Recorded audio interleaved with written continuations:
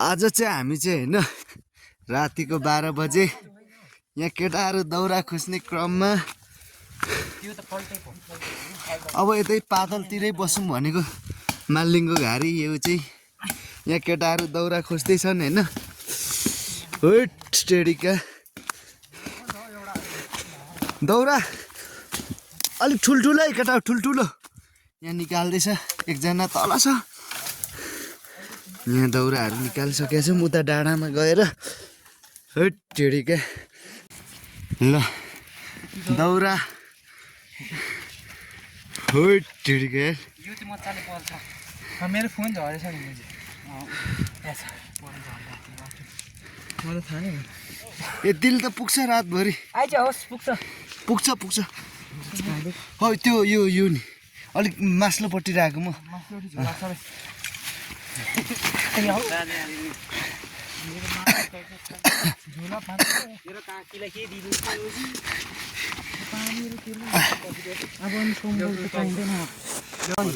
ल केटा यो चाहिँ बियरै आम्मामा खाइसकिन्छ क्या यत्रो होट त्यो रेडबुलहरू पनि राख मिलाएर ल ल ल ल यो हो नि त माल ल म्याच टाउको गयो यसको अहिले चाहिँ 1 बजिसकेको छ है रातिको एकछिन यहाँ एउटा पनि छ मैले मेरो प्राइभेट ल्याएको के हो बियर हो गोर्खान न ठ्याक्क ए ल यहाँ कतिवटा थियो ओ 25 वटा ल आम्मामामामा 6 जना छौँ हैन जम्मा होट टेडिका ल यता टस देखौ 25 वटा रहेछ रानी तलदेखि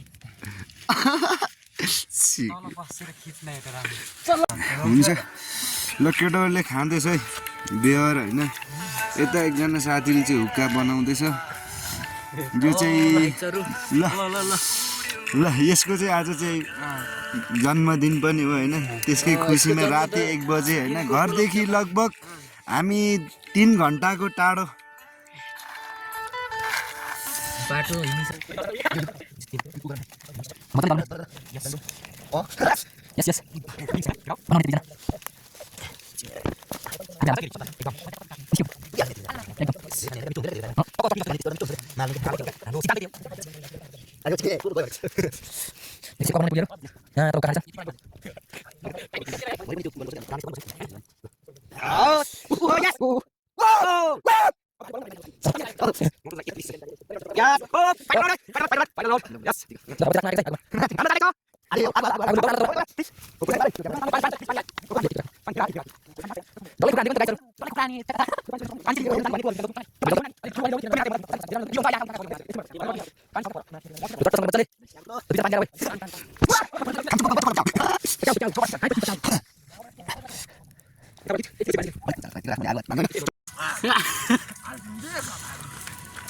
प्याज टोक